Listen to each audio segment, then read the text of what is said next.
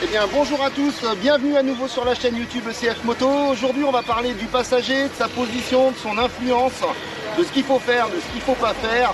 On vous propose un petit tips spécial passager aujourd'hui. Donc cette vidéo elle est pour vous les motards, mais elle est aussi pour vous les passagers à moto. Donc Steve, tu me rejoins, je te propose de monter. Avant de monter, je rappelle juste une chose, la montée sur la moto elle ne se fait pas en prenant appui de tout son poids sur le repose-pied passager. Vous risquez de déséquilibrer le conducteur s'il n'est pas prévenu, et en plus mécaniquement je dirais c'est pas fait pour supporter le poids d'une personne. Donc je vous encourage à plutôt essayer de chevaucher la moto, même si là je vais pas faciliter la tâche à Steve, parce que mon copain Steve il n'est pas très grand et l'arrière de ce roadster il est plutôt haut. Donc bon courage Steve. Voilà, là il est monté, nickel, ça m'a pas déséquilibré, il n'a pas pris appui sur le repose-pied, et pourtant il n'est pas grand, donc c'est possible pour tout le monde.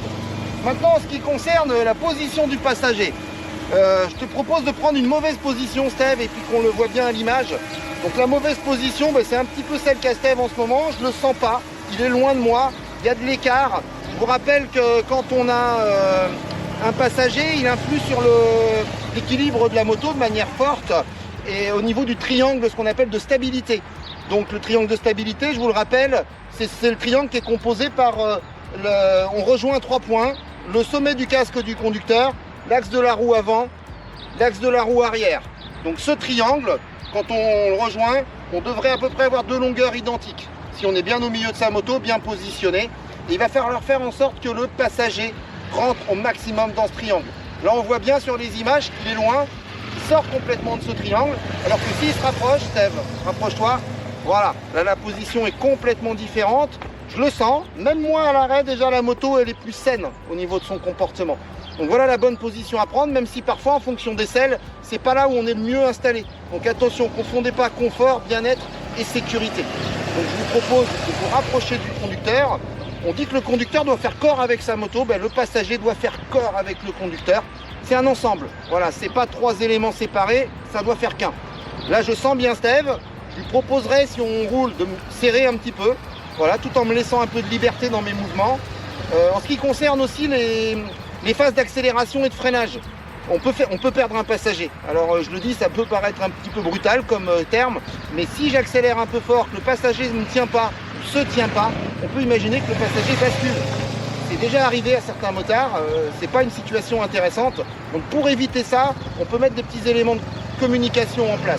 Je vais accélérer, je fais signe, je demande à mon passager de me serrer. Éventuellement, je lui propose de mettre une main autour de ma taille, surtout quand la moto n'a aucun dosseret, pas de top caisse, rien du tout, pour éviter au moment où je vais accélérer que son corps parte en arrière. Il va subir un transfert de charge, donc effectivement, s'il ne se tient pas, il pourrait partir en arrière.